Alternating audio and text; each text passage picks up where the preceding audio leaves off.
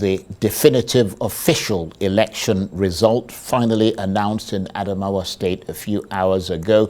The PDP has kept its place at the top of the table, and the APC has failed to deliver the coup de grace.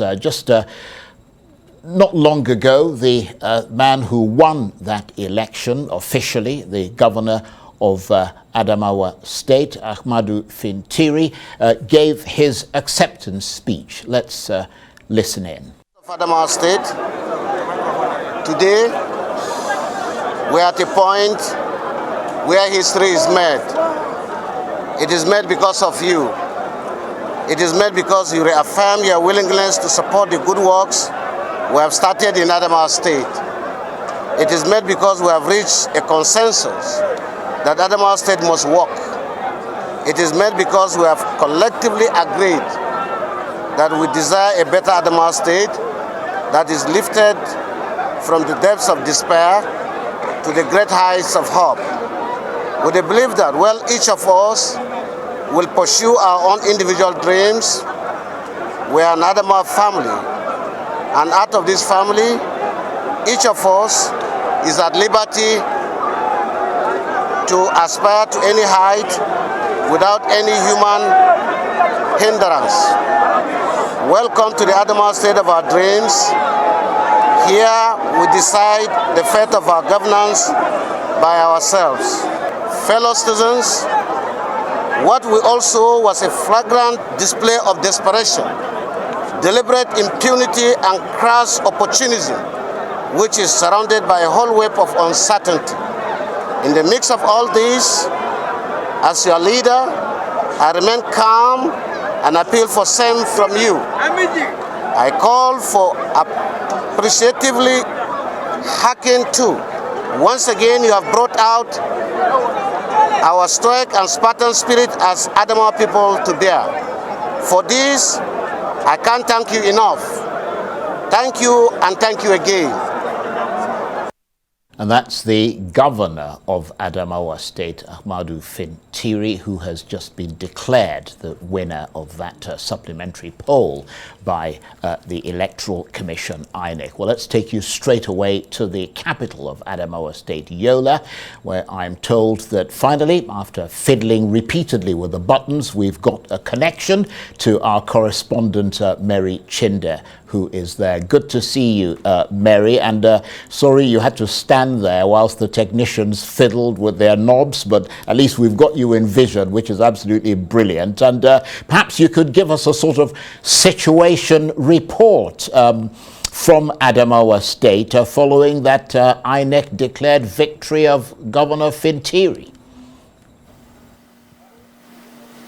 Oh yes, it was a long day in Adamawa here, 48 hours after the melodrama that ensued at the INEC office in the state capital here, Yola. Today at about past 3 p.m., the INEC office, the INEC collation office was agog with journalists, party agents, and of course, this time, the INEC National Commissioner, who's also the Director, Voter Education and Information, Festus Okoye, and then, of course, collation from the other 10 states began in earnest. Now, this is a reminder that this supplementary election took place in 20 out of the 21 states, and as at Sunday midnight, at about up until 1:30 a.m. on Sunday, the 10 states had already been counted. So we had another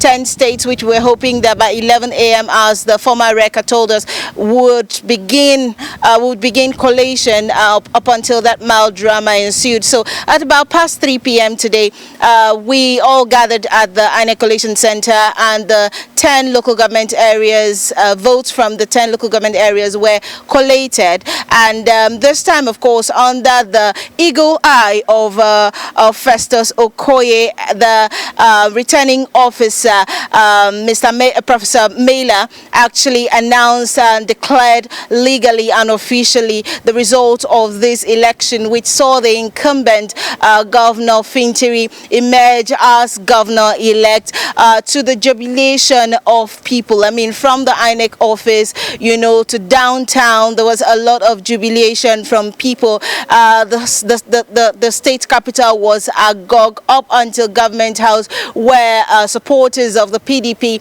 and the governor, Governor Fintiri, were, you know, full of celebration. And then the governor gave his acceptance speech, which was hinged on agriculture, education, and human capital development. Well, thank you very much indeed for setting that out. And briefly, you were talking about people there jubilating, but I imagine that not everyone was jubilating, because I mean there was a significant number of people who voted for the other side, and I'm wondering how those people are reacting. I suppose I'm wondering how much disaffection and hostility this drawn-out election has caused after, you know, all the bitter rivalry and so on. Briefly. Well, there seems to be almost a graveyard silence on the part of the APC today, except for the press briefing yesterday, where they had held on to the fact that the declaration by the former REC, now suspended REC, Hudu Ari, was something to hold on to. There has been a graveyard silence on the part of the APC in the state. We're trying to reach out. We're still trying to reach out to the governorship candidate of the APC, as well as our campaign managers, to speak to Arise News, and as soon as we can get anything, we would also be able to tell, bring it to bear. But yesterday there was a motorcade of celebration, and the people were holding on to the fact that, well, if the REC had actually announced Senator Binani as the governor-elect, they might as well hold on to that up until we saw the formal and official declaration by the returning officer this afternoon. Mary, thanks very much indeed, and thank you very much indeed for your coverage as well, and I hope you get the chance to rest your feet soon enough. Mary Chinda is a Rise correspondent, and she was talking to me there from the Adamawa state capital, Yola, and I have two guest commentators with me for the rest of the program to offer their perspectives on some of the talking points and what you might have heard on the show today. Professor Abiodun Adeniyi is here. He's a current affairs analyst, professor of communication and Deputy Dean of the Postgraduate School at Bayes University in Abuja. And Dr. Constance Ikokwu is also here. She's a journalist, political commentator, and a Rise News analyst. Thank you very much indeed to both of you. Let me come to you first, Prof. This Adamawa election has been nothing short of sensational, to put it mildly. Yeah, very, very unfortunate, you know, very dramatic and very sickening as well. You know, from March 25th, after when we had the presidential election, up to the time that we had the gubernatorial election, one of the most bashed institutions in this country has been INEC. And we also thought that, we would have thought that in the build-up to the supplementary election, it would have been an occasion, you know, for them to rise above, you know, all the shenanigans that people had complained about in previous election, and maybe make some improvement to gratify themselves into the minds of the populace, you know. But what we saw was just an anticlimax, you know. Absolutely. You know, a savagery, the reminiscence of the kind of shenanigans that we witnessed in the June 12 era, you know, for somebody as high up as REC, you know, of INEC, a lawyer, an alumni of the respected policy and strategic studies institute in Jos, like Sumner Sambu said, you know, coming to do what he did. Very, very unfortunate, really. And again, in Charles, that's why it leads us to the argument around the value system, you know, that the system lacks, you know, substantially our system lacks value, it lacks some level of integrity and credibility, and oftentimes you find individuals submerged within the system, and that's why we're talking about system change. If the system does not change, it's going to be very difficult for characters to rise above the dictates of the system. Individuals, sometimes you see people rightly criticizing, even professors criticizing lawyers, senior advocates of Nigeria, criticizing all other professionals, for not living up to expectations, Oftentimes as well, you discover that it's not necessarily the fault, not because some of these individuals are not challenging the system, but sometimes they cave in to the unfortunate, forceful dictates, pressure tactics of the system. But we need an individual that will rise above the shenanigan as well, pull their weight through the downsides of the system, be an exemplar, and be able to begin some level of change so that others can begin to fall in line. We've been talking about this several times. One more thing, Charles, it could either come as a way or as a matter of happenstance or something that is deliberate. We thought that this election would have been another occasion for us to achieve this through a deliberate effort at voting in the right people, but it now appears that not much has been achieved in that area, just a few. If you want to put it that way, just a few. But again, we have to keep hope alive. Absolutely. And Dr. Ikokwu, there is a backstory to what happened in Adamawa State, but we're yet to really put that in proper perspective, because at one point, or at 2 points, in fact, it looked like it would end up as a major political crisis, but like many things in this country, as Prof said, a sort of anti-climax. Yes, when it looks like we're falling off the cliff, something happens dramatically and we're back on. We have, a country with 9 lives. We have a way of coming back from the edge of the river. But I would like to speak more to Senator Binani. I belong That's to the candidate of the APC. I belong to some women groups, WhatsApp groups, and I've been following, reactions and responses, and her supporters are absolutely crushed. Yeah, I can imagine. And you can understand that given the background and the circumstances that led her to this point. And everything that builds up to that moment of hope. Exactly. And then that hope is dashed. Exactly. I mean, she's a senator. She's a powerhouse already. She has a great political future ahead of her. Age is on her side, so she can run again. But this time around, they really felt that she was close. I mean, it was a close election. The PDP had 430,869 votes, and the APC had 398,788 votes. So it's a close election. She came far, nearly. And what does this remind us of? It reminds of another woman who also came that far but didn't get it. Former Minister of Women Affairs, Mrs. Aisha Al-Hassan from Taraba State. She was popularly known as Mama Taraba. She also in 2015 contested on the APC platform for governorship of that state. She didn't win, but she did very well. The PDP candidate, Ikokwu Darius, won. But you know what happened? Mama Taraba went to the tribunal. The tribunal nullified the election and gave her victory. Then Ikokwu Darius went to the Court of Appeal, and the Court of Appeal said, no, the tribunal had no right to nullify the election on grounds that he was ineligible to contest. There was a pre-election matter, and so it gave the victory back to Ikokwu. So Mama Taraba was crushed with her supporters, and then in 2019 she ran again and didn't win. She has passed away now, may her soul rest in peace. But I'm painting this scenario and this picture to say that Nigerian women were really hoping that this time around that glass ceiling will be shattered. It came close, it hasn't happened. At the same time, I think that Aisha Binani has gone very far, and she will do well in future. But the interesting thing for Adamawa is that the incoming deputy governor is a woman. She's called Professor Kale Tapwa Farauta. She has an impressive CV. She's been a commissioner in the state. So essentially that's what divided the female vote. The female vote, yes. Yeah. She's the vice chancellor of the Adamawa State University, and she's also a power base herself. So let's watch and see how things unfold in Adamawa State. Yeah, absolutely. And Prof, she talked about the people, the women in particular, but obviously the APC candidate had both male and female supporters. I mean, she talked about them being crushed. But beyond the disappointment, at what they call the agony of defeat that comes with these things, do you see hostility, polarizing divisions in Adamawa State as a result of such a closely fought election?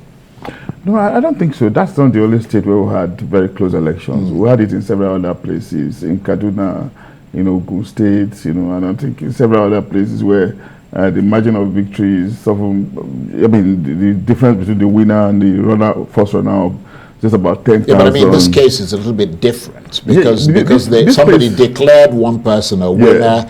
The mood swung in that direction and then swung away. I think it will fizzle out. So I expect the victorious governor to try to mend fences. I expect him to rise above the disappointment, to also realize that what happened was not natural. It was a clear case of subterfuge.